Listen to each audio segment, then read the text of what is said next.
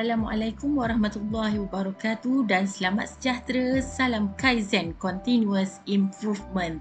Terima kasih kerana singgah ke channel CM Kaizen dan hari ini saya ingin kongsikan teknik kempunan, iaitu teknik bagi membantu murid-murid menjawab soalan kebat sejarah.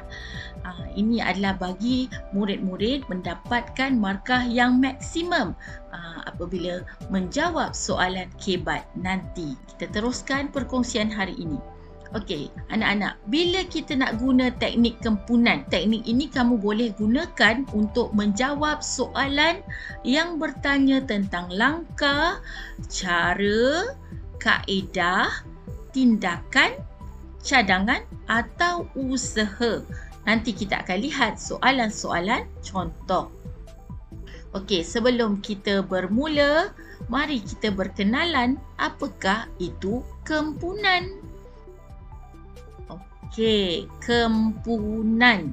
Jadi kita ambillah kempunan. Ini adalah singkatan ataupun kamu boleh gunakan sebagai kempen ataupun kamu boleh gunakan sebagai program. Dan bagaimana dengan M? M adalah media massa ataupun kamu boleh kaitkan dengan akhbar. Ini adalah bagi membantu murid-murid mendapatkan idea bagi menjawab soalan-soalan yang berkaitan. Seterusnya, apakah P?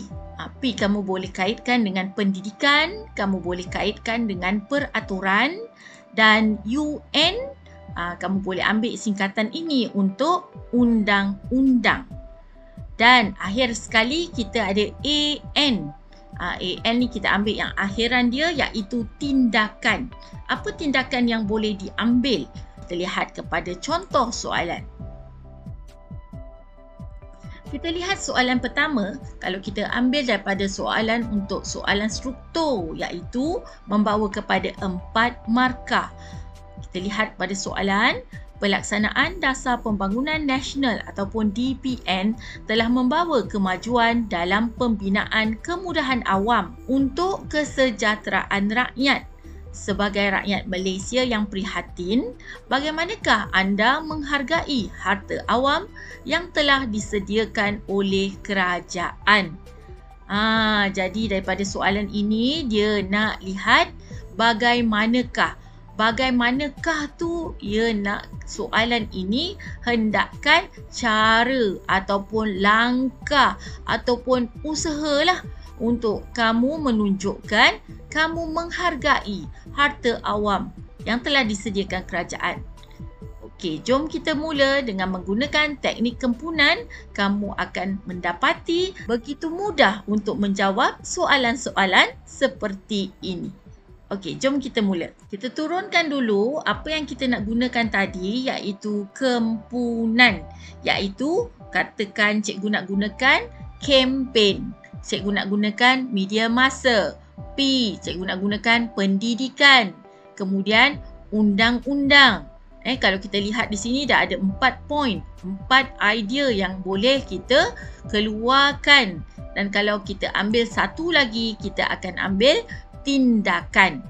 Sekarang ni, tugas murid-murid adalah untuk membuat ayat berdasarkan soalan yang diberikan. Contoh, ayat ringkas sebelum kita menjawab, saya nasihatkan ataupun anak-anak tulis dahulu, conteng ataupun kita panggil conteng lah. Conteng idea-idea pendek anda di sebelah ruangan jawapan.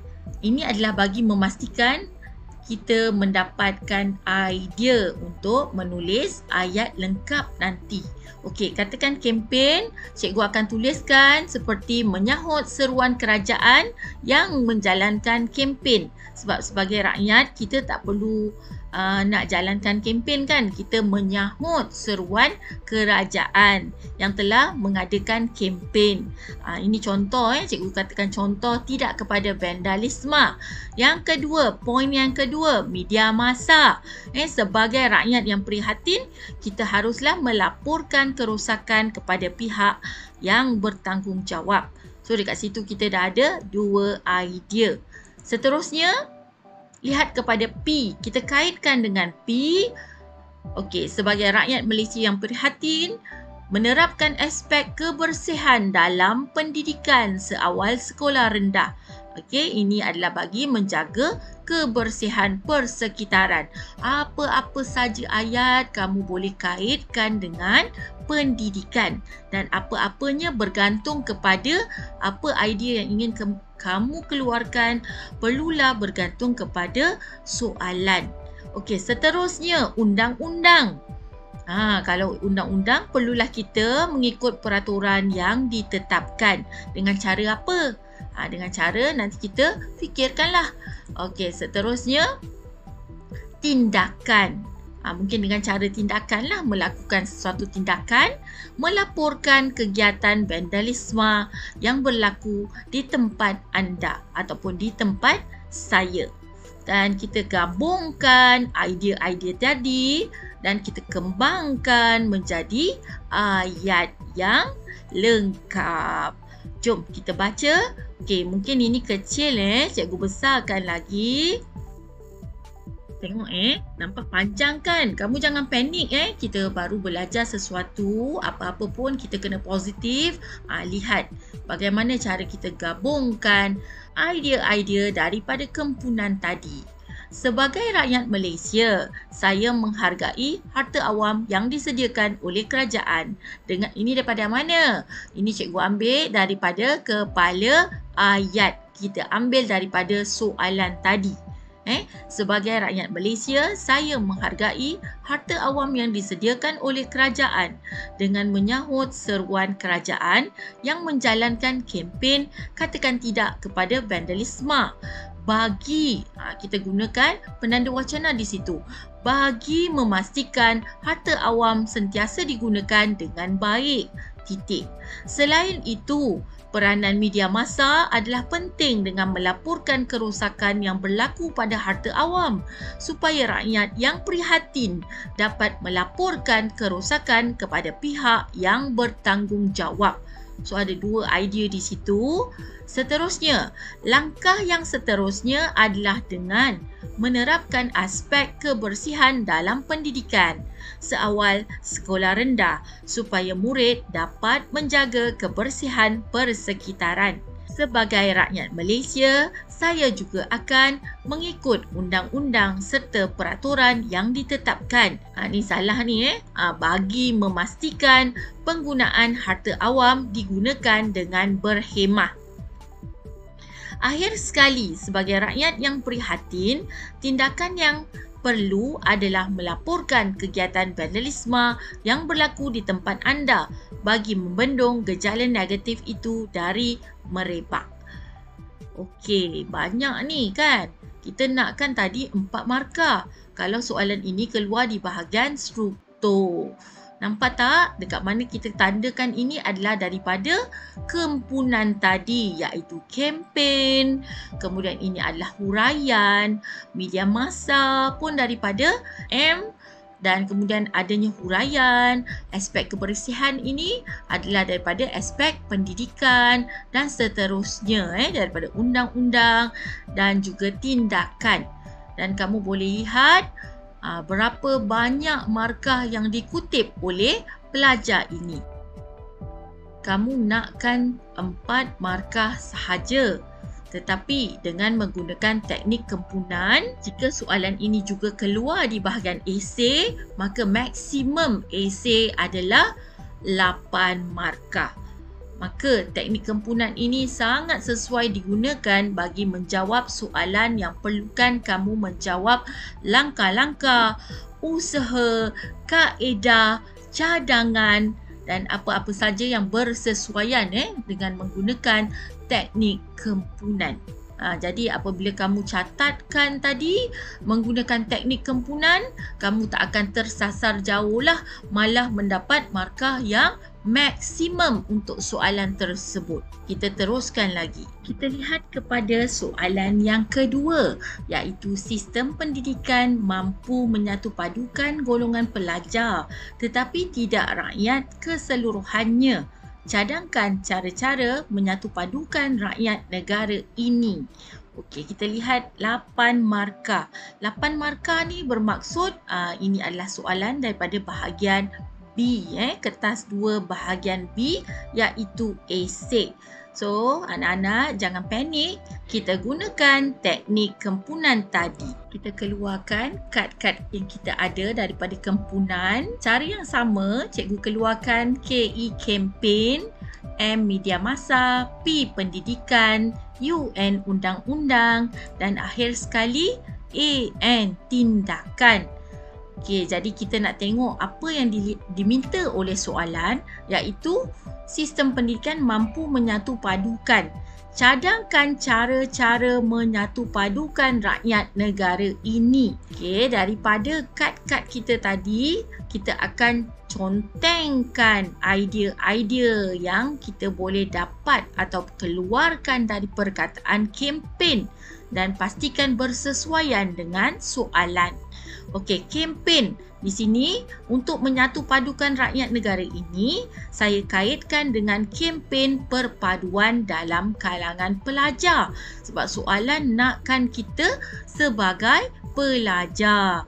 Jadi yang ini huraian tambahan lah, kita boleh tambahkan bagi memastikan keamanan negara. Peranan media massa yang seterusnya, jadi kita cadangkan untuk menyatu padukan rakyat perlulah tidak menyentuh isu-isu sensitif. Seterusnya, daripada aspek pendidikan, kita boleh menerapkan perpaduan seawal sekolah rendah. Huraiannya ini adalah bagi memupuk sikap hormat menghormati antara kaum. Ini kerana kita boleh katakan negara kita terdiri daripada masyarakat berbilang kaum, berbilang bangsa ataupun masyarakat majmuk. Yang keempat, UN memastikan pelajar mematuhi peraturan serta undang-undang yang ditetapkan bagi mewujudkan keharmonian. Okey anak-anak, apa yang cikgu nak sampaikan di sini, dengan menggunakan teknik kempunan, kamu tak akan kekeringan idea, malah bertambah-tambah idea dan huraian yang kamu boleh dapatkan, keluarkan daripada soalan. Okey, dan yang kelima, kita tak habis lagi ni. Yang kelima, AN, tindakan. Caranya, bagaimana kita bertindak untuk menyatu padukan rakyat negara ini? Dengan menggunakan bahasa Melayu sebagai medium komunikasi, memupuk semangat kejiranan. Itu tindakan yang boleh dikeluarkan. Yang ni mungkin nampak sedikit kecil, jadi cikgu akan besarkan lagi. Kita lihat, ini adalah jawapan yang sama yang telah saya maksimumkan sikit font dia. Kita baca di sini sama-sama. Cara-cara menyatu padukan rakyat negara ini adalah dengan mengadakan kempen perpaduan dalam kalangan pelajar bagi memastikan keamanan negara sentiasa terjamin. Nanti kita lihat dalam satu ayat berapa markah yang pelajar ini dapat. Selain itu, peranan media massa adalah penting dengan tidak menyentuh isu-isu sensitif dalam negara kita. Cadangan yang seterusnya adalah dengan menerapkan perpaduan dalam pendidikan seawal sekolah rendah. Apabila perpaduan dapat dipupuk dalam kalangan pelajar, maka sikap hormat menghormati akan wujud antara kaum. Selain itu, memastikan pelajar mematuhi peraturan serta undang-undang yang ditetapkan di sekolah bagi mewujudkan keharmonian dalam hubungan antara kaum. Cadangan selanjutnya adalah dengan tindakan wajar yang diambil di sekolah dengan penggunaan bahasa Melayu sebagai medium komunikasi dapat meningkatkan interaksi antara pelajar. Dan cadangan yang terakhir adalah dengan memupuk semangat kejiranan dalam kalangan pelajar bagi memastikan rakyat mencapai perpaduan dalam negara ini. Yang ni kita nak nampak banyak ni, ada lebih kurang 1 perenggan, 2 perenggan. Kita nak tahu berapakah markah yang dikumpul oleh pelajar ini. Okey, kalau kita kira, cikgu dah kirakan untuk kamu. Pelajar-pelajar ini menjawab, nampak, menggunakan kempen, menggunakan media massa, kemudian menekankan tentang pendidikan, undang-undang, tindakan. Yang lain-lain itu adalah huraian yang berkaitan. Cikgu dah kira kan berapa markah? Markah pelajar ini adalah 13. Maksimum untuk markah esei kita cuma perlukan, mungkin kalau soalan tu 6 markah, 6 markah lah. Kalau maksimum 8 markah, itu bonus untuk kita. Sebab kita boleh keluarkan idea, boleh huraikan lagi idea kita itu dan merangkum semua sekali. Maksud saya, kita boleh menulis satu jawapan ataupun ayat yang lengkap menggunakan kaedah ataupun teknik kempunan tadi. Terima kasih kerana sudi mendengar perkongsian cikgu daripada awal sehingga kini dan selamat mencuba gunakan teknik ini dalam menyelesaikan ataupun membuat latihan-latihan dalam hari-hari yang berbaki sehingga SPM nanti. Terima kasih. Assalamualaikum dan jumpa lagi.